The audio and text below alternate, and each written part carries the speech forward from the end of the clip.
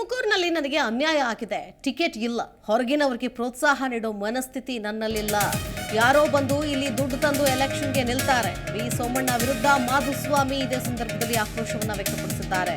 ಒಂದು ಕಡೆ ಯಡಿಯೂರಪ್ಪನವರ ವಿರುದ್ಧ, ಮತ್ತೊಂದು ಕಡೆ ಸೋಮಣ್ಣ ಅವರ ವಿರುದ್ಧ. ನೋಡಿ, ಸ್ವತಃ ತಮ್ಮ ಅಭ್ಯರ್ಥಿ ವಿರುದ್ಧ ತಾವೇ ಅಸಮಾಧಾನವನ್ನು ವ್ಯಕ್ತಪಡಿಸಿದ್ದಾರೆ ಮಾಧುಸ್ವಾಮಿ ಅವರು.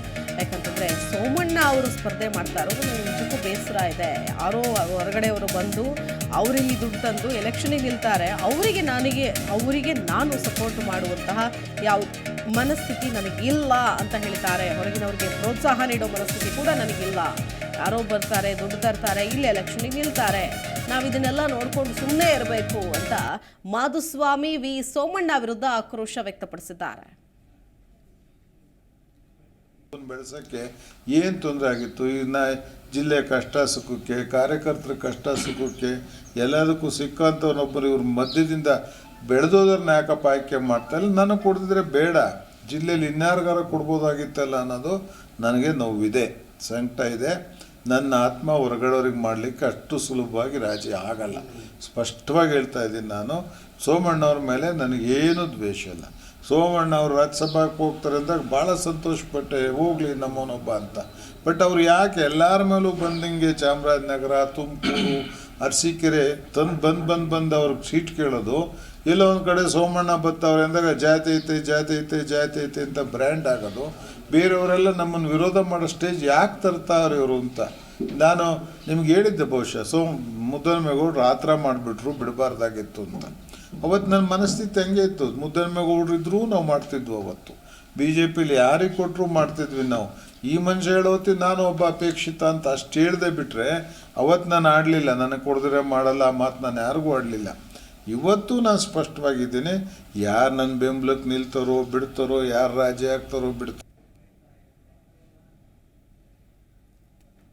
ತೀರ್ಮಾನ ಮಾಡಿ ಹೇಳ್ತಾ ಇದ್ದೇನೆ. ಒಂದು ಎಲ್ಲೋ ಪೇಪರ್ ಅನೌನ್ಸ್ ಆಗಿಬಿಟ್ಟಿದ್ದಾರೆ, ಕಾಂಗ್ರೆಸ್ನವರು ಕ್ಯಾಂಡಿಡೇಟ್ ಚೇಂಜ್ ಮಾಡಿ ನಿಮಗೆ ಬಿ ಫಾರಮ್ ಕೊಟ್ಟರೆ ನಿಲ್ತೀರಾ ಅಂತೇಳಿ. ಖಂಡಿತ ನಿಲ್ಲಲ್ಲ. ಬಿ ಫಾರಮ್ ಚೇಂಜ್ ಮಾಡಿಕೊಟ್ಟು ಕಾಂಗ್ರೆಸ್ನವ್ರು ಕೊಟ್ಟರು ನಿಲ್ಲಲ್ಲ, ಬಿ ಜೆ ಪಿಯವರೇ ಮತ್ತೆ ಕರೆದು ನಿಲ್ಲೊಂದು ನಿಲ್ಲಲ್ಲ.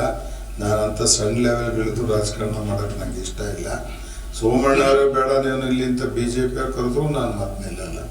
ಯಾರೋ ಬಂದು ನೋಡ್ಕೊಂಬಂದು ಹೆಣ್ಣ ನಾನು ಮದುವೆ ಆಗೋಷ್ಟು ಸಣ್ಣತನ ನಾನು ಮಾಡಲ್ಲ. ದಯಮಾಡಿ ಕ್ಲಿಯರ್ ಮಾಡಿ, ನಾನು ಕಾಂಗ್ರೆಸ್ನವ್ರ ಜೊತೆ ಅಂತ ಯಾವ ಚರ್ಚೆನೂ ಮಾಡಿಲ್ಲ, ಯಾರೂ ನನ್ನ ಕೇಳಿಲ್ಲ. ಯಾಕೆ ಪೇಪರ್ಲಿ ಹಿಂಗೆಲ್ಲ ಬರೀತಾವ್ರು ನನಗೆ ಗೊತ್ತಿಲ್ಲ. ಕಾಂಗ್ರೆಸ್ ಕ್ಯಾಂಡಿಡೇಟ್ ಚೇಂಜ್ ಮಾಡ್ಬಿಟ್ಟು ಮಾಧುಸ್ವಾಮಿ ಕೂಡ ಯೋಚನೆ ಮಾಡೋರೆ ಬಿಡೋರೆ, ಇವ್ಯಾವೂ ನನ್ನ ಜೊತೆ ಚರ್ಚೆ ಆಗಿಲ್ಲ. ನನಗೆ ಕಾಂಗ್ರೆಸ್ನಲ್ಲಿ 1, 2, 3 ಜನ ಈಗ ಭಾಳ ಸಕ್ರಿಯ.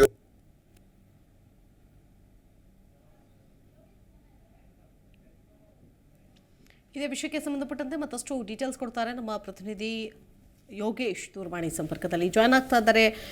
ಯೋಗೇಶ್, ಅಸಮಾಧಾನಿತರನ್ನ ಸಮಾಧಾನ ಪಡಿಸುವ ಕೆಲಸವನ್ನ ಮಾಡ್ತಿದ್ದಾರೆ ಅಭ್ಯರ್ಥಿಗಳು, ಓಡಾಡ್ತಿದ್ದಾರೆ, ಮುಖಂಡರುಗಳ ಮನೆಗೆ ಹೋಗ್ತಿದ್ದಾರೆ ಅಂತ ಸೋಮಣ್ಣ ಅವರು ಮಾಧುಸ್ವಾಮಿ ಅವ್ರ ಜೊತೆಗೆ ಮಾತನಾಡೋ ಪ್ರಯತ್ನವನ್ನು ಕೂಡ ಮಾಡಿದ್ರು. ಅದು ವಿಫಲ ಆಯ್ತಾ? ಹಾಗಾದ್ರೆ ಏನ್ ಕತೆ? ಮುಂದಿನ ಮಾಧುಸ್ವಾಮಿ ಅವ್ರ ನಡೆ ಏನು? ಹಾಗಾದ್ರೆ ಇವ್ರನ್ನ ಈ ಅಸಮಾಧಾನವನ್ನು ಶಮನಗೊಳಿಸುವಂತ ಯಾವ ನಿಟ್ಟಿನಲ್ಲಿ ಕ್ರಮ ತೆಗೆದುಕೊಳ್ತಾರೆ ಅಂತ?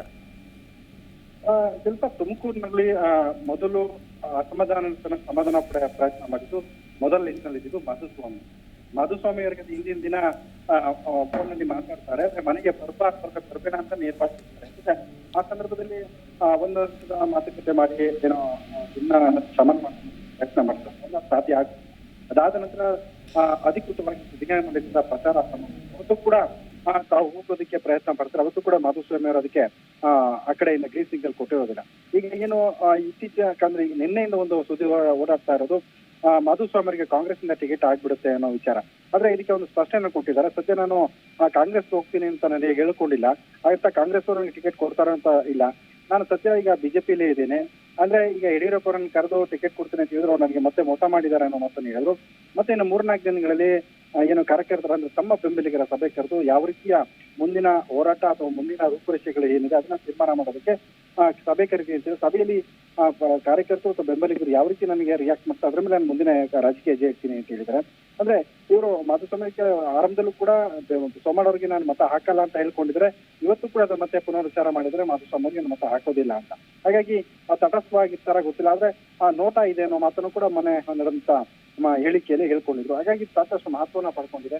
ಈಗ ಏನು ಸೋಮಣ್ಣವರು ಮತ್ತೆ ಅವರನ್ನ ಏನು ಮೀಟ್ ಮಾಡೋ ಪ್ರಯತ್ನ ನಿರಂತರ ಮಾಡ್ತಾ ಇದ್ರು ಕೂಡ ಅದು ಸಾಧ್ಯ ಆಗ್ತಾ ಇಲ್ಲ. ಸದ್ಯದಲ್ಲಿ ಅವರು ಏನೋ ಯಾವ ರೀತಿಯ ರಿಯಾಕ್ಟ್ ಮಾಡ್ತಾರೆ ಗೊತ್ತಾಗ್ತಾರೆ. ಸೋಮಣ್ಣ ಅವರು ನಿಯಂತ್ರಣ ಟ್ರೈ ಮಾಡ್ತಾನೆ ಇದ್ದಾರೆ.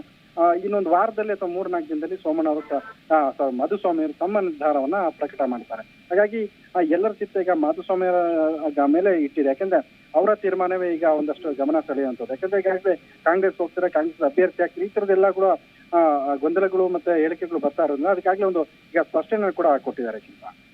ಓಕೆ, ಧನ್ಯವಾದ Yogesh details.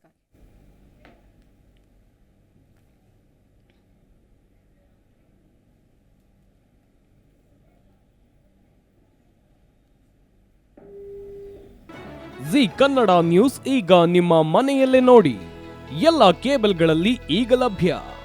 Sun direct 292, Jio TV 1334, U digital 162, city cable 51, GTPL 17, Abhishek cables 821, rock line telecommunication 51, Shri Basaveshwara number 60, Vinayaka digital number 53, in digital number 896ರಲ್ಲಿ. ನಿಮ್ಮಿಸ್ತದ ಜಿ ಕನ್ನಡ ನ್ಯೂಸ್ ನೋಡಿ ಆನಂದಿಸಿ.